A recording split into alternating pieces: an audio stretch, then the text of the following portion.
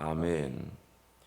사탄이 1000년 동안 무적행에, 그리고 오늘 본문 말씀에는 그 무적행을 옥이라는, 감옥이라는 표현을 쓰고 있죠. 그래서 사탄이 무적행 즉 감옥에 1000년 동안 갇혀 있다가 예수 재림의 그 직전에, 예수님께서 재림하시기 직전에 잠깐 놓이게 될 것이다, 그렇게 말합니다. 그리고 그 잠깐 놓이게 되는 그 사탄의 세력들이 무엇을 하게 되냐면, 모든 자신들의 그 세력들을 규합시켜 가지고, 그 곡과 마곡이라는 표현을 쓰죠. 규합시켜서 믿는 자들, 성도들, 사랑하시는 그 성, 믿는 자들을 포위해서 둘러싸서 최후 공격을 감행한다고 이렇게 성경이 말합니다. 그래서 그 수가 바다의 모래 같을 것이다 라고 얘기하면서 1000년이 지나고 나면 사탄의 세력이 잠시 놓이게 될 것을 성경이 말씀하고 있습니다. 하지만 그 모든 시간표, 그 모든 사탄의 활동들조차도 하나님의 계획하심 속에 진행되고 있다는 것을 성경이 보여주고 있습니다. 그렇게 함으로써 하나님께서 사탄의 세력이 잠깐 그 무저경 즉 감옥에서 잠깐 풀려져서 활동하게 하신 것은 그들의 악이 반드시 심판받아야 한다는 그 정당성이 더욱 확보된다는 것이죠. 다시 말하면 그 사탄의 세력은 심판받아 마땅하다는 그 정당한 이유가, 근거가 더 확보되어지게 되는 것입니다. 또한 사탄의 세력들은 최종으로 공격해서 이제 하나님과 그 백성들을 무너뜨리려고 하지만, 하나님께서 최종 공격이 그들에게 최후 심판이 되게 하신다는 것이죠. 무엇보다 이 사탄의 세력들의 이 성경이 말하고자 하는 요지는 뭐냐면, 가장 큰 안타까움이 그들 스스로가 그들 믿음에 속고 있다는 것입니다. 그래서 마귀가, 사탄이 거짓의 압이라고 했을 때, 이 거짓의 압이라는 표현은 다름 아닌 그가 말하는 모든 것이 거짓뿐만 아니라 또한 너무너무 안타까운 게, 자기가 말하는 그 거짓에 자기가 제일 먼저 속는다는 겁니다. 그리고 그런 습성은 죄로 말미암아 타락한 우리에게도 있다는 것이죠. 거짓의 이 특징이 뭐냐면, 내가 말하는 것이 거짓일 뿐만 아니라 그 거짓에 자기 스스로도 속고 있다는 것입니다. 그래서 지금 사탄은 그 거짓의 아비로서 자기가 자기 스스로에게 속는 줄 모르고 계속 미혹되어져서 하나님을 대적하여 이길 수 있을 것처럼 평생 영원히 착각한다는 겁니다. 결국 이 불못의 모든 세력이 다 던져지게 된다는 것은, 오늘 우리 본문에도 나오죠.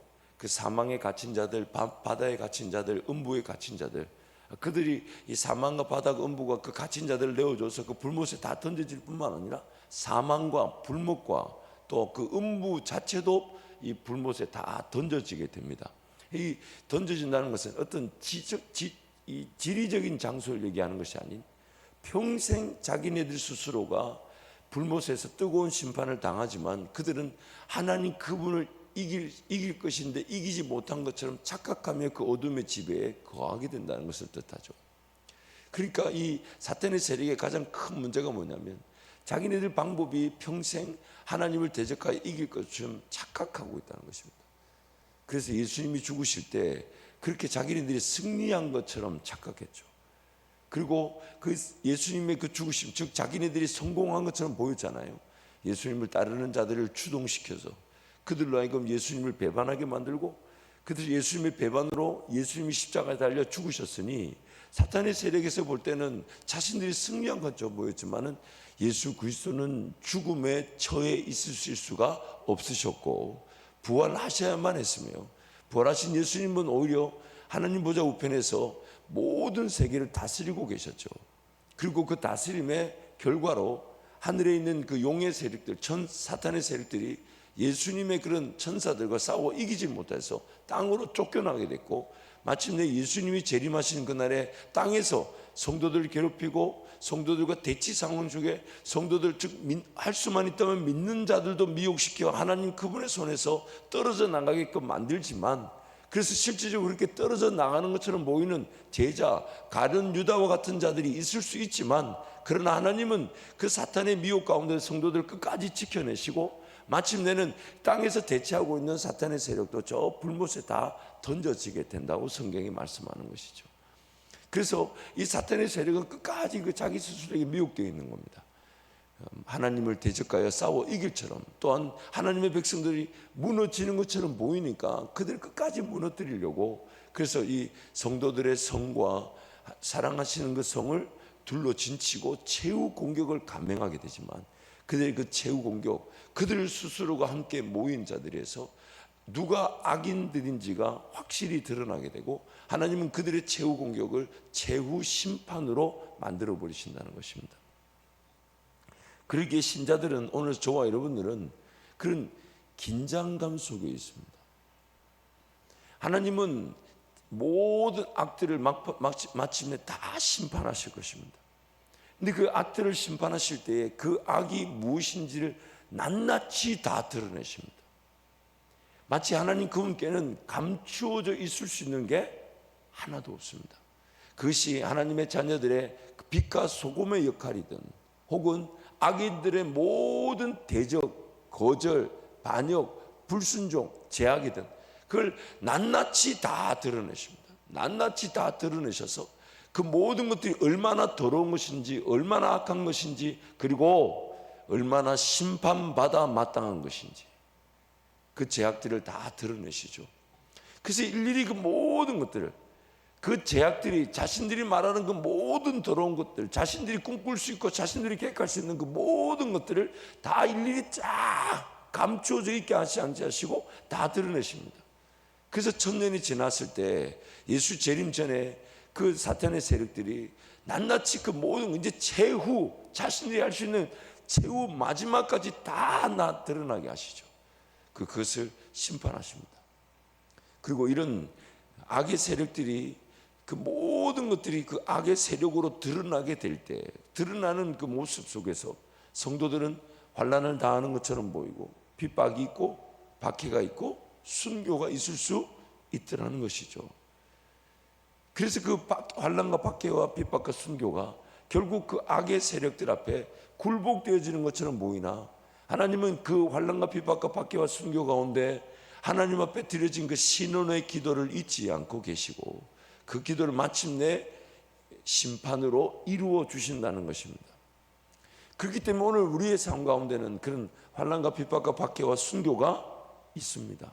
과연 그것이 어떤 것인지를 우리가 깨어 분별할 줄 알아야 되는 것이겠죠. 어떤 환난이 있는 걸까요? 없는 걸까요? 없다면 우리 구원이 의심되는 건 아닐까요? 그럼 도대체 대적 세력은 지금 나를 어떻게 공격하고 있는 걸까요? 오늘 우리 교회에는 어떤 환난과 핍박과 박해와 순교가 있는 것입니까? 어떤 공격이 어떻게 지금 자행되고 있을까요? 아니면 마귀는 오늘 우리 한밭제일 성도들과 한밭제일 교회만을 불쌍히 여겨서 잠시 공격을 멈추고 있는 걸까요? 아니죠. 공격이 있는 거죠. 뭐 어떻게 있는 걸까요? 그래서 1차적으로는 내 욕심, 내 정욕을 무기 삼아서 내 육체의 욕구를 통해 그 마귀가 끊임없이 공격을 하죠. 그리고 가장 대표적인 공격이 그 7교회에 나오는 교회의 형태 아니었습니까?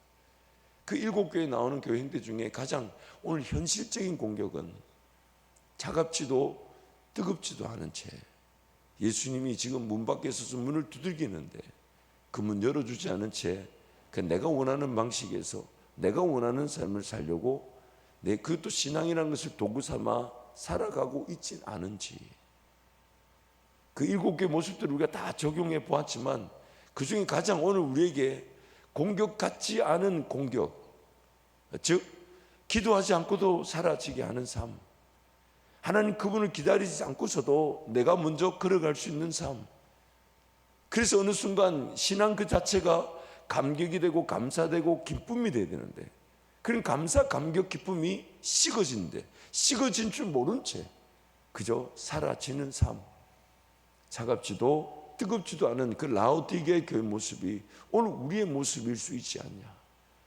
그래서 문 밖에 서서 두들기는 주님을 영접하고 모셔드리고 그분과 함께 동행하며 살아가기를 우리에게 권면하고 있지 않습니까? 또한 오늘 우리의 신앙, 우리의 믿음은 오히려 영적인 긴장감이 없는 데서 살아날까요? 영적인 긴장감이 있는 데서 살아날까요? 제 말이 어려운가요?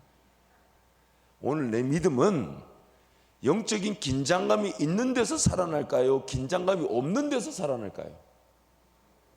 그럼 영적인 긴장감은 언제 만들어질까요? 내가 오늘 긴장해야지. 이런 물론 자세도 좋습니까? 이게 진짜 긴장은 아니죠. 그렇죠? 언제 있을까요? 긴장감은. 많은 경우의 수가 있겠지만 두 부류로 나눌 수 있는 것 같아요. 첫 번째, 하나님 그분을 온전히 의지하지 않았을 때 긴장감 피할 수 없어요. 어떤 긴장감이 있을 것 같습니까?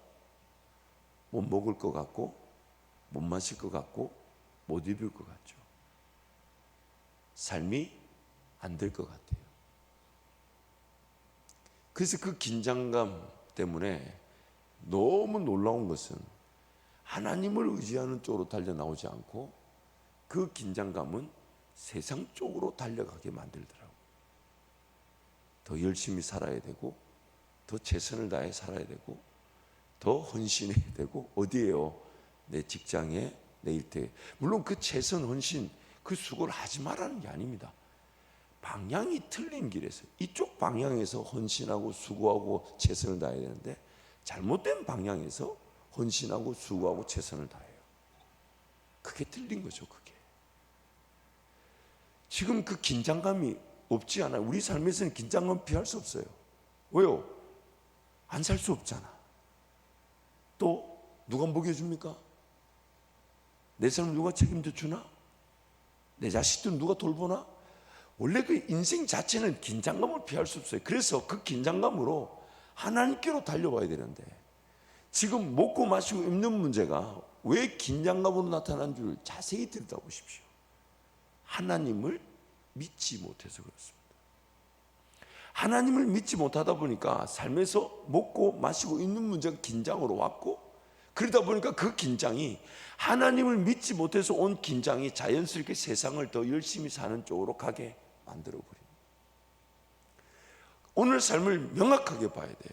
이걸 깨어있으라는 표현을 쓰는 이유가 뭐냐면, 하나님 앞에 은혜를 구하지 않으면, 하나님을 믿지 못해서 먹고 마시고 입는 문제, 내 자식, 내 가정 돌보는 그 긴장감 피하지 못하여 세상으로 더 달려가 버립니다. 그러나 정말 내가 하나님을 믿는다면, 그러면 그 먹는 거 마시고 입는 문제는 주님이 구하라 하셨어요? 구하지 말라 그러셨어요? 구하라 하셨어요? 구하지 말라 하셨어요? 잊지 마세요. 내가 구하지 않아도, 내 믿음 없어도 지금까지 삶을 지키셨어요. 그래서 구하지 말라고 했어요. 그럼 내가 구할 바는 뭐라고요? 하나님 나라는 뭘까? 하나님이 영광을 받을 수 있는 일은 뭘까? 하나님이 일하실 건 뭘까? 그래서 그 일을 구했더니 하나님 나에게 하나님 나라 그리고 영광을 위해 살 기회를 보여주시고, 그래서 그 기회를 내가 포착했을 때 그것조차도 내 힘으로 감당이 안 돼요. 그래서 하나님 앞에 은혜를 구했더니 한 걸음 발을 내디딜 수 있게 했을 때, 그때 긴장이 생기기 시작합니다. 과연 이렇게 선포해도 될까? 이렇게 길을 걸어가도 될까? 이렇게 헌신해도 될까? 이렇게 먼저 하나님 앞에 드려도 될까? 이렇게 내가 하나님 앞에 올인해도 될까? 근데 그 긴장감은 하나님 나를 지키고 계신다는 것을 확인하고, 하나님 나에게 음성으로 화답해 주시고, 하나님 임재로 붙들어 주시고, 그제서야 하나님의 꿈이 나타나고 비전이 나타나고. 왜요? 세상 열심히 사는 그 먹고 마시고 입는 문제 해결하는 일에는 꿈을 줄 수 없어요. 무슨 꿈을 줍니까? 돈 더 잘 벌라고요? 계속 그렇게 살면 기도 안 하는데, 그래서 그렇게 도와주면 하나님 앞에 달려 나오지 않는데, 그래서 꿈이 없고 비전이 없고 음성이 안 들리는 겁니다. 하나님 그분을 사모하지만 음성이 안 들리는 거예요. 못 주는 거예요. 하나님이 꿈을 안 주는 거예요. 못 주는 거예요. 그 무슨 꿈을 논하겠어요? 그렇게 세상에 빠져 있는데 아프리카 비행기 타는 꿈 주면 아프리카 선교 갈 수 있겠습니까? 맞지가 않는 거예요. 지금 거기서 하나님 돌아서라고 얘기하시지. 돌아섰을 때 그 걸음을 지키려고 음성을 주고 예언을 주고 환상을 보여주고 길을 보여주시고 동력자를 붙여주시고 물질의 제한을 받지 않도록 하나님 은혜를 베푸시는 거지. 그리고 그 길에서의 긴장감이 하나님, 나와 함께 하신 하나님 느끼게 할 때 하나님 한 분이면 충분함을 알게 되는 것이죠. 그러면 오늘 우리의 과제는 어느 긴장감 속에 걸어갈 거냐는 겁니다. 어느 긴장감 속에. 하나님을 믿지 못해서 먹고 마시고 입는 문제, 그것 때문에 그 긴장 속에 평생 세상에 붙들려 살 것인가? 아니면 하나님 그분의 나라는 무엇인지, 그 영광의 기회는 무엇인지, 나를 통해 하나님 어떤 일을 나타내기를 원하시는 건지, 나는 어떤 계획을 가지며 기도하기를 원하시는 것인지, 나는 어떤 하나님의 꿈과 비전에 붙들리기를 원하시는 건지, 그것을 발견하지 못한 것이 긴장이 돼서 기도의 자리에 달려나와 하나님, 나도 그런 꿈을 꾸고 싶고 나도 그 길을 걸어가고 싶다고 하나님 앞에 간구하게 되고, 그리고 그 긴장감, 하나님을 믿고 의지하여 꿈과 비전을 발견하지 못한 두려움으로 하나님, 내 꿈 무엇입니까? 내 비전. 왜냐하면 그게 삶의 이유고 삶의 목적이고 이 땅에 남겨져 있는 하나님의 계획이지 않습니까? 거기에 그 긴장감을 느끼는 거예요. 왜 나에게는 음성이 안 들릴까? 나에게는 꿈이 왜 안 보일까? 나는 뭐하라고 이렇게 호흡하고 이 땅에 살고 있나? 그냥 육신의 시간표를 기다리고 있는 건 아닌가? 수명이 다하기만을 기다리고 있는 건 아닌가? 근데 그것이 80이 되고 85이 돼도 하나님이 기회를 주시더라는 거죠. 그게 모세의 이야기였고 갈렙의 이야기였어요. 모세도 분명히 80에 쓰임 받았지만 모세의 그 시편에 뭐라고 얘기하냐면 인생의 날수는 70이요 강건함은 80이라고 그 평균 연령을 이미 알고 있었어요. 그러나 사명 따라 쓰임 받으니까 그 강건함은 80이라는 그 나이가 하나님 앞에서는 시작점이 될 수 있다는 겁니다. 그럼 오늘 우리의 삶의 긴장감 뭡니까? 여러분, 기도 제목에서 느끼는 긴장감은 뭡니까? 정말 나는 무엇에 가슴이 떨려하고 있습니까? 나는 무엇에 하나님 앞에 깨어있지 않으면 안 될 기도 제목을 갖고 있습니까? 왜냐하면요, 그 긴장감을 가지지 않으면 내 삶을 우는 마귀가, 우는 사자처럼 마귀가 둘러싸고 나를 무너뜨리려고 하고 있는데 나만 그 긴장감 없이 살아가려고 하는 것은 아닌지. 열심히 사는 거 지극히 마땅하지만 방향이 맞습니까? 그래서 열심히 살았지만 예배가 안 되는 것은 방향이 맞는 겁니까? 열심히 사는 게 정말 귀한 일이지만 기도가 안 된다면 그럼 그 열심히 사는 건 성령의 능력으로 감당되는 걸까요? 아니면 육신의 힘으로 감당이 되는 걸까요? 요한계시록 말씀을 보다 보면 긴장감이 막 삽니다. 정말 오늘 예수님 오신다면 나는 깨어 기도하며 주님을 맞이하는 거룩한 신부로 살아가고 있나? 내가 정말 하나님의 자녀라면 하나님 나를 보호해 주지 않으시면 안 될 만한 영적 환경, 그 대적 세력들의 공격 속에서 정말 내 삶을 지키시는 그 하나님과 동행하는 것, 그게 오늘 나의 삶인가? 아니면 마귀가 나를 긍휼히 여겨주셔서 나만 공격을 안 하고 있는 건가? 긴장감이 있지 않나요? 말씀을 준비하는 저만 긴장감이 더해진 것 같은데 아니 여러분 좀 긴장이 되시면 한번 허리라도 한번 펴주시고 뭐 이래야 되는 거 아닌가요? 그 뜨뜻하게 등을 붙이고 있을 게 아니고 또 이렇게 말하면 한번 웃어라도 줘야 되는 거 아닌가? 여러분 정말 우리 은혜로 살아온 것 같아요. 정말 하나님 은혜로 살아왔어요. 정말 그런 긴장을 피할 수 없는 영적 대치 상황 속에 있었는데도 참 그렇게 그런 게 보지 못하고 살아왔는데도 오늘 내 삶이 이 새벽까지 지켜진 걸 보면 정말 하나님 은혜로 살아왔는데요. 우리 일곱 교회 그 일곱 교회 모습 속에서도 우리 모습을 발견하듯이 정말 하나님 앞에 하나님 그저 무지한 채 살지 않도록 도와주시고 그 영적인 대치 세력을 분별해서 그 긴장감 가지고 기도하며 살아갈 수 있도록 정말 무엇을 기도해야 되며 무엇을 경계해야 되며 무엇을 대적하며 물리쳐야 되며 무엇을 붙잡아야 되며 무엇을 의지해야 되며 무엇을 따라야 되는지를 분명히 알게 하여 주십시오. 알게 하여 주십시오. 그것이 오늘 요한계시록을 통해서 우리 자신들을 좀 더 하나님 앞에 내어드릴 수 있는 기회가 될 것입니다. 잊지 마십시오, 여러분. 하나님께서 그냥 그토록 그렇게 보호해 주시니까 그 긴장감 없이 세상 속에 살아가는데도 오늘까지 지켜진 것입니다. 그렇다면 이제 그렇게 삶을 내버려 두지 말고 은혜를 방자히 여길 것이 아니라 더 하나님 앞에 긴장감 가지고 깨어 있을 수 있도록, 어쨌든 긴장감을 피하지 못해요. 하나님을 믿어서 그 믿음의 행보에 그 긴장감 가지고 기도하며 살든지, 아니면 하나님을 못 믿어서 먹고 마시고 입는 문제 이기지 못해서 그 긴장감으로 기어이 세상으로 더 치닫게 되든지, 그 둘 중에 하나 아닙니까? 그러면 하나님을 믿지 못해서 세상에 파묻혀 긴장감 속에 살 것이 아니라 하나님을 믿고 하나님 나라와 의를 구하고 그 믿음의 길에서 긴장감을 가지고 기도함으로 내 필요한 모든 것들을 더하여 주시는 그 은혜로 살아가기를 축복합니다. 제발 축복합니다. 제발 저와 여러분이 걸어가기를 축복합니다. 제발 그렇게 기도의 자리에 달려나오기를 축복합니다. 새벽이지만 불편하지만 옆에 분에게 그렇게 한번 축복합시다. 긴장감 가지고 기도하기를 축복합니다. 긴장감 가지고 기도하기를 축복합니다.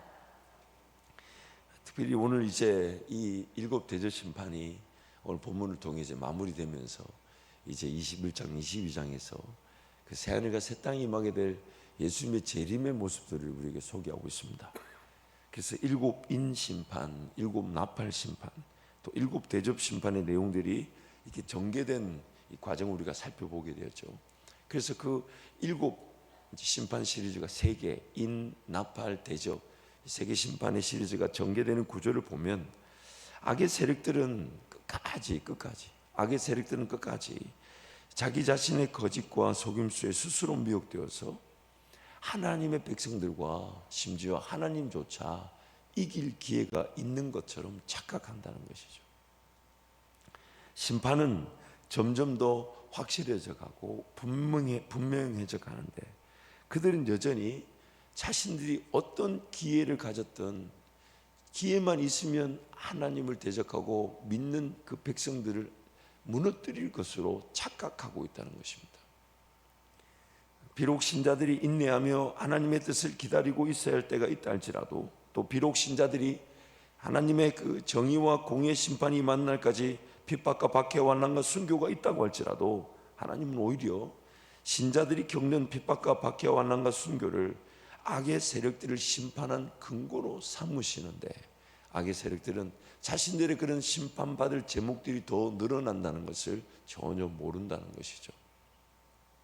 심판이 진행될 때는 걷잡을 수 없을 정도로 막 치닫고 있습니다. 그래서 이 요한계시록이 말하는 심판은 구약과 신약에서 말하는 심판과 다른 면이 있습니다. 구약과 신약에서 말하는 심판은 회복의 기회를 우리에게 소개합니다. 왜냐하면 그 심판 가운데 죄로 말미암아 타락한 하나님의 백성들도 포함되어져 있기 때문이죠. 그래서 하나님의 백성들을 괴롭혔던 이방 나라들은 그들은 반드시 그들의 하나님의 백성을 괴롭힌 일이 제목이 되어서 심판을 당하여 멸망하여 사라지지만, 하나님의 백성들은 그 가운데서 회복의 기회를 가져 다시 하나님과 시작할 수 있는 과정이 되고 연단의 훈련의 기간이 되더라는 것이죠. 하지만 요한계시록에서는 더 이상 하나님의 백성들에게 주어지는 회복과 연단의 기회로서의 심판이 아닌 심판 그 자체로 소개되고 있고, 심판이 나타날 때 보면 악의 세력들, 사탄의 세력들은 심판이 계속해서 명확해지고 분명해진데도 그 심판의 자리에서 회개하며 돌아올 줄을 전혀 모르더라는 겁니다. 그래서 끝내 그들은 저 무저갱에 완전히 불의 못에 던져지게 되더라는 것이죠. 특히 그 구약에서도 보면 악의 세력들이 심판을 받을 때 보면 자신들이 끝까지 기회가 있는 것처럼, 그러나 그 심판을 심판으로 인지하지 못하더라는 거죠. 특히 그 에스더서에서 보면 그 하만이 기고만장해서 모르드게가 자기에게 절하지 않았다는 이유로 모르드게 민족인 유다인들 모두를 죽이려고 하죠. 그래서 마침내는 장대를 마당에다가 탁 세워두고 이제 그 모르드게를 매달려고 왕의 승인을 받으러 왔는데, 하나님께서 그 간밤에 간발의 차로 왕이 잠이 오지 않게 만들고, 잠이 오지 않아 왕이 옛날 역대일기를 가져오라 그래가지고 역대일기를 가져와 읽어보니까 모르드게가 왕의 그 내시 중에 두 사람이 왕을 시해하려는 음모를 발견해서 고발하여 왕의 시해 음모 사건이 그렇게 차단됐던 기록을 보게 되죠. 그리고 이제 왕이 묻습니다. 이걸 이렇게 모르드게가 공을 세웠는데 상을 줬냐? 안 줬대요. 자, 그러니까 여러분 잊지 마세요. 하나님이요, 지금 뭔가 잘한 일에 응답을 안 하시고 상을 안 주시는 것은 더 크게 도우시고 상을 주시기 위한 거지, 좀 인내하라는 뜻이에요. 지금 당장 뭘 내가 했는데 응답이 없는 것처럼 보이고 하나님의 뭐 도우심이 없는 것처럼 보이고, 아유, 히브리서 6장 말씀 뭐라냐? 하나님은 불의하지 아니하사 예전에 성도를 섬긴 것과 지금도 섬기고 있는 것을 잊어버리지 아니하시느니라. 그래서 모르드게가 그렇게 업적을 세웠는데 그때 상을 못 받았어요. 왜냐하면 하나님이 어느 때를 위해 예배해 놓으셨냐면 하만을 대적하여 싸워 이길 수 있도록 그걸 남겨놓으신 거야. 그래서 역대일기를 보면서 모르드게 이야기가 그제서 발견해서 그래, 모르드게 상을 안 줬어? 그럼 모르드게가 어떻게 상을 주지? 이러고 있는데 하만이 들어왔어. 근데 하만은 지금 뭐하러 왔다고요? 모르드게를 그 장대에다 달려고. 그래서 하만이 들어오니까 하만 얘기가 나오기 전에 왕이 먼저 물어봅니다. 이러한 자가 있다. 어떻게 상을 주면 되겠냐? 그러니까 하만이 기고만장해요. 자기에게 줄 줄 알고 왕관을 씌우고 왕복 입고 왕이 타는 말을 태워서 온 사방에 돌아다니면서 왕을 위하여 헌신한 자는 이런 존귀와 영광을 받는다는 걸 보여주십시오. 그러니까 왕이 하만에게 네가 말한 그대로 모르드게에게 가서 하라. 그래서 하만이 정신이 어떻겠어요? 느낌이. 참, 우리는 이렇게 그때 그 시절에 하만 같은 느낌이 안 들어서 문제예요, 이게. 그럴 때 하만이 완전 충격에 사로잡혔죠. 자기가 죽이려는 모르드게를 자기 말대로 왕의 말에 태워가지고 자기가 끌고 다녀야 됐어요. 하만이 네가 끌고 가라, 네가. 근데 그게 하만은 심판의 시작인 줄 알았어요, 몰랐어요? 몰랐어요. 번뇌하며 돌아가서 친구들에게 말하고 있는데, 성경이 말하냐면 친구들에게 말이 채 끝나기도 전에 에스더가 배설한 잔치에 그 하만을 끌고 갑니다. 그러니 이 잔치에 갔을 때도 하만은 또 자기만 초대를 받았다고 막 좋아하죠. 오늘 이 얘기를 악의 대적 세력들에게만 적용할 게 아니라 우리한테 적용해야 돼요. 하나님이 지금 계속해서 돌아오라.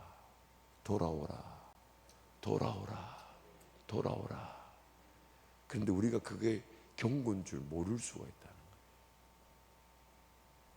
그게 가장 큰 안타까움이 뭐냐면, 그 돌아오라고 말하고 있고 하나님이 기다려 주시는 중에도 내 인생은 하나님 맛볼 기회를 잃어버릴 뿐만 아니라 심은 대로 거두게 하시는 심음의 기회조차 낭비되고 있다는 겁니다. 그게 어쩌면 우리의 큰 아픔 아닐까요? 더 하나님 나라 볼 수 있는 기회들, 더 하나님과 함께 동행하며 걸어갈 수 있는 믿음의 역사들, 내 삶이 어떻게 쓰여질지 거기서 흥분해서 나의 직업과 일터를 통해 복을 주지 않으시면 안 될 만큼의 그런 일들, 역사들, 내가 보지 못해서 내 시선이 어디서 돈 들어올까 요것만 고민하고 사는 내 인생, 이게 진짜 우리 죄로 인한 심판 아닐까요? 그럼에도 불구하고 나를 구원해 주시니 감사하지만 내가 보지 못한 채 그냥 내 삶만 보고 살아가는 이것 자체가 아픔이지 않을까요? 그래서 지금 이 심판의 얘기는 우리에게 긴장감을 더하죠. 정말 하나님이 기다려 주시지만 내 죄의 지배로 말미암아 기다려 주신 하나님을 끝까지 그냥 기다리게만 두고 세상 속에 파묻혀가는 나, 그런 나를 보지 못하는 나, 그 심판의 대상으로서의 그 악한 이들만의 문제가 아닌 오늘 나의 문제예요. 나의 문제. 나도 그들과 다르지 않잖아요. 하나님 끊임없이 날 부르는데 그 부름에 응답하지 않은 채 그냥 앞만 보고 세상만 보고 살아가고 있을 수 있는 나, 거기서 하나님 끝까지 나를 찾고 계신다는 거예요. 심판이 자행되고 있는데 심판인 줄 모르고 살아가는, 지금 내가 뭔가 잃어버리고 있는데 잃어버린 줄 모르고 살아가는 나 자신을 발견하자는 거예요. 나 자신. 요한계시록 속에 하나님의 공의와 정의가 실현되고 있는데 그 실현되고 있는 걸 보지 못한 채 여전히 세상 속에 세상의 것만 추구하고 있는 나를 발견하자고요. 나를. 그래서 하나님 우리에게 끊임없이 예언의 말씀을 통해 권면하시면서 또한 도전하고 계신 거 아니겠습니까? 그러면서 이제 오늘 11절부터 이제 14절 최후의 그 심판의 모습을 보여주고 있습니다. 11절 14절 우리 함께 선포합니다. 또 내가 크고 흰 보좌와 그 위에 앉으신 이를 보니 땅과 하늘이 그 앞에서 피하여 간데 없더라. 또 내가 보니 죽은 자들이 큰 자나 작은 자나 그 보좌 앞에 서 있는데 책들이 펴 있고 또 다른 책이 펴져 있으니 곧 생명책이라. 죽은 자들이 자기 행위를 따라 책들에 기록된 대로 심판을 받으니 마다가 그 가운데서 죽은 자들을 내주고 또 사망과 음부도 그 가운데서 죽은 자들을 내주매 각 사람이 자기의 행위대로 심판을 받고 사망과 음부도 불못에 던져지니 이것은 둘째 사망 곧 불못이라. 그래서 이 부분을 좀 설명하기 위해서 우리 지난주 금요일 했던 말씀과 이어서 첫째 부활, 그럼 둘째 사망, 그렇죠? 그리고 우리 성도들에게도 둘째 부활이라는 게 있습니다. 이것을 제가 주석 내용으로 간략하게 소개해 드릴게요. 신자들의 부활은 영적 부활이고 반면에 비신자들의 부활은 육적 부활이다. 성도들이 첫째 죽음 곧 육적 죽음은 그들을 첫째 부활 곧 하늘에서의 영적 부활로 옮겨놓지만 경건하지 않은 자들의 둘째 부활 곧 육적 부활은 그들을 둘째 사망 곧 영적 죽음으로 옮겨놓는다. 신자와 비신자를 막론하고 첫째 사망 곧 육적 사망이 있는 것처럼 신자와 비신자를 막론하고 둘째 부활 곧 최종적인 육체 부활이 있다. 그러나 첫째 부활은 오직 신자들만 경험하고 반면에 둘째 사망은 오직 비신자들만 경험한다. 무슨 말이냐면 오늘 내가 몸으로 죽으면요, 그렇죠? 우리는 첫 번째 부활을 경험하게 됩니다. 그것이 바로 이 땅에서 삶을 살아가고 있는 우리의 부활도 함께 포함하고 있죠. 그래서 영적 부활이라 그래요. 그러나 우리는 반드시 첫 번째 사망이 있습니다. 즉 육신과의 이별이 있잖아요. 그러나 우리가 육신과 이별, 내 육체가 죽어도 우리는 영으로 부활하여 예수와 함께 영원한 임재 가운데 거하게 됩니다. 그러나 예수님이 다시 오신 그날에는요, 첫 번째 죽었던 자들도 다 바다와 음부와 사망이라는 곳에 갇혀 있죠. 육적 죽음, 우리는 죽으면, 육적으로 죽으면 영적으로 부활하여 예수와 함께 거닐지만, 그러나 비신자들은 이 육체적인 죽음이 죽으면 사망이라는 곳에, 음부라는 곳에, 바다라는 곳에 갇히게 됩니다. 그리고 예수님이 다시 오신 그날에 이미 우린 예수의 임재 안에 부활하여 살고 있던 우리는 다시 새로운 몸을 입기 위해 두 번째 부활을 하게 됩니다. 예수와 함께 예수님처럼 새로운 몸을 입게 되는 것이죠. 그러나 사망과 음부의 바다에 갇혀있던 그 신자들은 그들도 부활하게 되지만 그들은 불못에 던져지는, 즉 둘째 사망에 던져지기 위해 그 사망과 음부와 바다에서 나와서 심판을 받고, 그 심판을 받는 게 뭐냐면 그 심판책에 기록된 대로 행위대로 심판을 받고 불못에 둘째 사망, 즉 던져지게 되는 것입니다. 그러나 우리는 둘째 사망이 없죠. 우리는 둘째 부활, 즉 새로운 몸을 입고 예수와 함께 영원한 새하늘과 새 땅을 살아가게 되는 것입니다. 이런 것만 아멘하지 말고 앞에 심판할 때도 아멘을 하고 항상 이렇게 좋은 것만 아멘을 하는, 그런 거 좀 고쳐야 되지 않을까요? 경각심을 가져야 되면 이럴 때는 아멘을 안 하다가 그래 새로운 몸을 입고 새하늘과, 분명한 진리입니다만은 그게 왜 나는 또 이런 걸 따지고 싶은지 모르겠네. 여러분, 정말 우리 그 새하늘과 새 땅에 들어갈 그날까지 이 땅에서도 이미 첫 번째 부활, 예수와 함께 죽고 부활할 삶을 살아가고 있잖아요. 그럼 오늘도 예수님이 나를 내 안에서 살아가실 그 모양이 뭘지, 내가 사는 것이 아니라 예수가 사시는 건 뭔지, 이런 게 조금 기도되어지고 누려지기를 축복합니다. 그래서 예수님 요한복음 말씀 이렇게 얘기하셨죠. 5장 말씀 함께 선포합니다. 이들을 놀답게 여기지 말라. 무덤 속에 있는 자가 다 그의 음성을 들을 때가 오나니 선한 일을 행하는 자는 생명의 부활로, 악한 일을 행하는 자는 심판의 부활로 나오리라. 아멘. 그러면서 이제 그 생명의 부활과 그 심판의 부활, 그렇죠?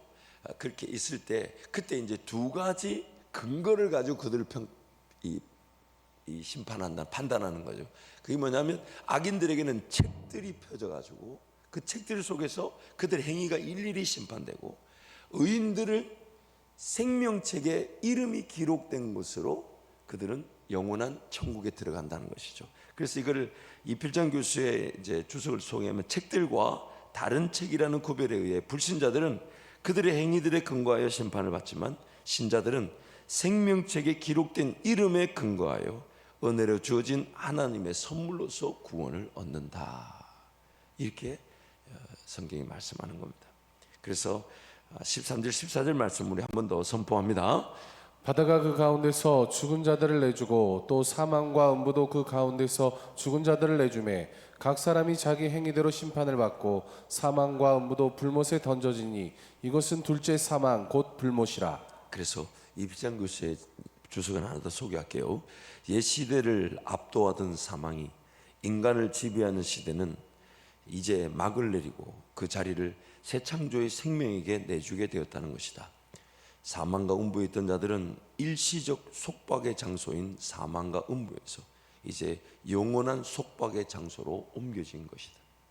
그들이 육체적 죽음을 당했을 때 사망, 음부, 바다에 갇히게 되었지만, 또 이게 사망, 음부, 바다라는 표현도 참 대단해요. 사망이라는 표현을 쓴 것은 왕노릇하고 있는 시대를 뜻하는 것 같고요, 음부라는 것은 분명한 그 지정학적 장소가 그 하나님의 통치와 다스림이 없는, 그래서 누가복음 16장에 보면 거지 나사로는 아브라함의 품에 갔지만 그런 부자는 어디에 떨어졌다고요? 음부에 떨어졌다고 그러죠. 또 바다라는 표현을 써요. 이 바다라는 말은 죽음의 세력의 상징적인 표현이죠. 또한 이 바다라는 것은, 그 바다에 사람이 갇혔다는 것은 구약에 나오는 사건을 또 뜻하기도 합니다. 이 바다에 어느 시대 때 바다가 심판을 단행했습니까? 노아 홍수 때. 그런 어떤 소극적인 의미에서 이거 노아 홍수 때 이거 바다에 빠져 죽은 사람들, 그 죽음의 세력에 갇힌 사람들. 근데 그 사람들은 지금은 사망과 음부와 바다라는 일시적인 속박의 자리에 있지만 나중에 그들이 다 불못에 던져질 때는 영원한 속박의 심판을 받게 된다. 성경이 그렇게 말씀합니다. 사랑하는 성도 여러분, 오늘 요한계시록 말씀을 통해서 하나님 우리를 더 깨우시기를 원하십니다. 예수님이 재림하시기 직전에도 사탄 세력은 잠시 노임을 받아서 할 수만 있다면 성도들을 무너뜨리려고 애워싼다는 것은 그때만의 일이 아니라 지금도 여전히 우리 가운데 있습니다. 그래서 우는 사자처럼 두루 삼킬 자를 찾는다라고 성경이 말하는 거죠. 그렇기 때문에 오늘 우리가 요한계시록 말씀을 대할 때는 재림의 언젠가, 예수님이 재림하실 때 언젠가의 그날의 사건이 아니라, 사건일 뿐만 아니라 오늘 우리의 사건이라는 겁니다. 오늘 우리의 영적 형편. 오늘 이런 말씀을 할 때 우리는 어떻게 됩니까? 언젠가 그날이 오겠지라고 그냥 삶은 내가 원한 대로 살아져야 됩니까? 아니면 그날을 기다리는 자답게 살아야 되는 것입니까? 요한계시록의 목적은 재림의 날이 반드시 있지만 그 재림의 날에 의해 깨어 기도하는 성도들, 오늘 우리를 깨어 기도하게 만드는 것이 목적인 것이죠.